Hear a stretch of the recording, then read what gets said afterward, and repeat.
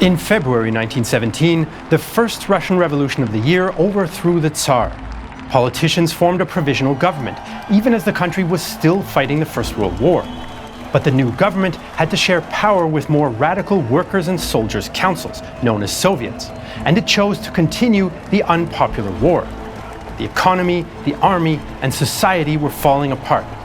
Then, on November 7th, the Revolutionary Bolshevik Party, with their armed Red Guards, seized power in the capital of Petrograd.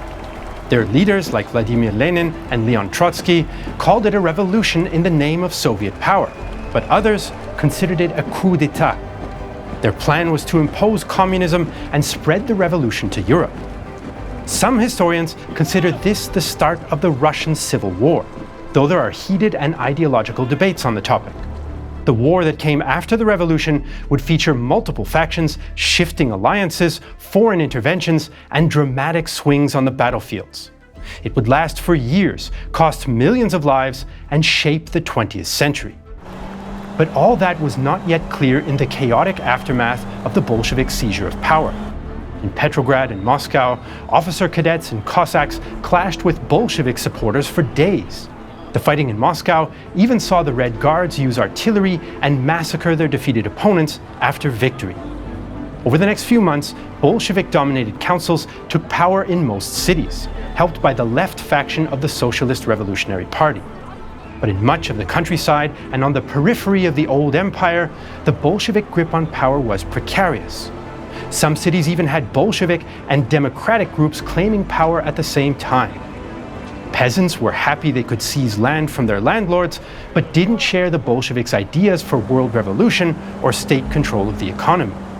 Independence movements took hold in Ukraine, Finland, the South Caucasus, and the Baltics, while the German and Austro-Hungarian armies controlled vast regions, including Russian Poland. Many Cossack regions declared independence as well, though many younger Cossacks supported the Bolsheviks. The former officer corps of the Tsar's army mostly opposed the Bolsheviks, who killed up to 20,000 officers on the streets of major cities that winter. In the words of historian Laura Engelstein, the empire, like a porcelain vase, had crashed to the ground, leaving a heap of tiny shards, impossible to reassemble or reshape into a new form. But the Bolsheviks were determined. Wherever there was resistance to Bolshevik dominance, detachments of soldiers, sailors, and Red Guards arrived on trains manned by Bolshevik railwaymen to crush it. With relatively light fighting in this so-called railway war, they re-established control over some of the independence-minded regions, including much of Ukraine and the Orenburg Cossack host. Bolshevik commander Mikhail Muravyov made Bolshevik intentions plain when his troops conquered Kiev in January 1918 and massacred Ukrainian opponents. Here is the power which we have brought from the far north at the point of our bayonets. The Railway War saw the Bolsheviks gain control over most of the Russian heartland and west. The most politically significant fighting, though, was in South Russia. After the October Revolution, many anti-Bolshevik Tsarist officers fled to the relative safety of Ukraine, Siberia, or the Don Cossack region in southern Russia. There, General Mikhail Alexeyev founded the White Russian movement, and generals like Lavr Kornilov and Anton Denikin soon joined him. Denikin later claimed they represented the true Russian nation. If no one had been ready to rise up against the madness and crime of Bolshevik power and to offer their blood and lives for the motherland which was being destroyed, then the Russian people would have been not a people, but dung for fertilizing the boundless fields of an old continent which were doomed to colonization by strangers from west and east. Fortunately, we belong to the tortured but great Russian people. The Don was a good choice, as Cossack Ataman Alexei Kaledin had proclaimed independence. He received some support from the Germans, who also helped the Whites, even though they'd helped the Bolsheviks before they took power. But the Whites were divided. Alexeyev and Kornilov hated each other. Some officers were Democrats, some were monarchists, and others militarist authoritarians. Some wanted to work with the Allies, and others with the Germans. Many were anti-Semites, and most opposed independence for smaller nations like Ukrainians and Cossacks. Their volunteer army was tiny and nearly all officers. Few of the leaders were skilled politicians or administrators, and the democratic politicians who joined them from the Liberal Cadet Party had little influence. Many officers refused to join out of pride or, like General Alexei Brusilov, because they thought the cause was hopeless. The white movement was doomed to fail because the Russian people, for better or worse, have chosen the Reds. It is brave and noble, but a stupid act, bound to waste a lot of young men's lives. From January 1918, Bolshevik forces began to arrive by rail from the north, while others came from the former Ottoman front to the south. The Cossacks and Whites were too weak to resist. Kaledin committed suicide, and revolutionary Cossacks proclaimed a Soviet republic.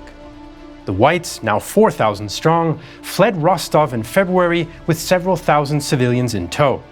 Denikin described the crossing of the Don River. A spectacle never to be forgotten. A motley crowd like a gypsy caravan, carts, nondescript civilians plodding along, women in their city clothes and thin shoes stumbling through the snow, and as if lost among them all that remained of the erstwhile Great Russian Army. In what became known as the Great Ice March, they trekked 250 kilometers south through the frozen steppe with larger Bolshevik forces in pursuit. Local peasants were not very supportive, but some Kuban Cossacks joined them. In April, they attacked Yekaterinodar, the capital of the newly formed Kuban Soviet Republic, hoping to establish a new base. But Bolshevik forces defeated them and Kornilov was killed. Denikin took over command of the volunteer army and retreated back towards Rostov. The victorious Bolsheviks dug up Kornilov's grave, mutilated his body, and hung it up in the town square. The White Russians and Don Cossacks had survived in the south but were still weak, and Bolshevik leaders named the winter of 1917-18 the Triumphal March of Soviet Power. Then, in March 1918, a controversial decision of Lenin's would shake the country yet again. As Red Guards rode the rails to put down unrest, the Bolshevik-led revolutionary government decided to end the war with Germany. Negotiations began in early December 1917, but the Bolshevik delegation, eventually led by Trotsky, wanted to draw them out in the hopes that revolution would break out in Germany. The Germans responded by launching an offensive in February known as the 11-Day War. The now demobilized Russian army and the freshly founded Red Army could not resist, and the Germans advanced 200 kilometers. Lenin wanted to focus on crushing internal opposition to the revolution, so he intervened to accept peace at any price. We must make sure of throttling the bourgeoisie, and for that we need both hands free. Peasant army, exhausted to the limit by the war, will, after the very first defeats in a revolutionary war, overthrow the socialist workers' government. On March 3, 1918, Russia signed the Treaty of Brest-Litovsk. It gave up its claims to the former western parts of the empire, amounting to 90% of the former Russian Empire's coal mines, 50% of its heavy industry, and 30% of its population. Much of these resources were in the Ukrainian National Republic, which was aligned with Berlin and soon to be occupied by Germany and Austria-Hungary. The treaty also had consequences for internal politics. Brest-Litovsk broke the Bolsheviks' tense revolutionary coalition with the Left Socialist Revolutionary Party, which opposed the treaty. Lenin consolidated his power over the Bolshevik Party by imposing his will, and some observers argued ending the war even saved the regime. The weakness of the new Red Army in the 11-Day War also led to major reforms to improve its leadership, training, and organization. The Bolsheviks then made Moscow the capital, since Petrograd was now too close to German forces. Overall, the treaty accelerated the Bolsheviks' push for a totalitarian state. The task of our party and of Soviet power is the taking of the most energetic, ruthlessly decisive, and draconian measures to raise the self-discipline and discipline of the workers and peasants, for the creation everywhere of soundly coordinated mass organizations held together by a single iron will, and lastly, to train systematically and comprehensively in military matters and military operations the entire adult population of both sexes. The treaty also shaped the intensifying Russian Civil War, given the massive intervention by the Central Powers. National movements in German-occupied regions got some breathing room. More Russians joined the fledgling anti-revolutionary White Armies, as they felt the treaty betrayed Russia's national interest and allies. And the Germans even gave them some support. The Czechoslovak Legion, made up of former Austro-Hungarian prisoners of war in Russia, now feared the Bolsheviks might betray them. The Germans were now free to directly intervene in the Finnish Civil War and helped the anti-Bolsheviks there to victory. Belarus declared its independence in March, as did the Transcaucasian Federative Republic in April, which rejected the treaty's territorial concessions to the Ottomans. The British and French felt betrayed by their former allies' separate peace and decided to send troops to Russia to secure weapons and supply stockpiles that they'd sent to help fight the Germans. Some Allied observers even felt the treaty made Bolshevik Russia an ally or vassal of Germany. But for now, their intervention was limited to a small detachment at Murmansk, and some Bolsheviks even welcomed them at first, given the presence of German troops in Finland. Even so, the Allies could not agree on their policy towards the Bolsheviks. So the Bolshevik peace deal with Germany had hardened the lines in Russia's civil war and brought a few hundred Allied troops to Russian soil.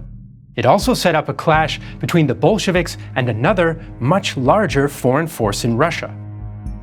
Soon after the Bolshevik takeover in November 1917, citizens of the Russian Republic voted in elections planned by the deposed provisional government.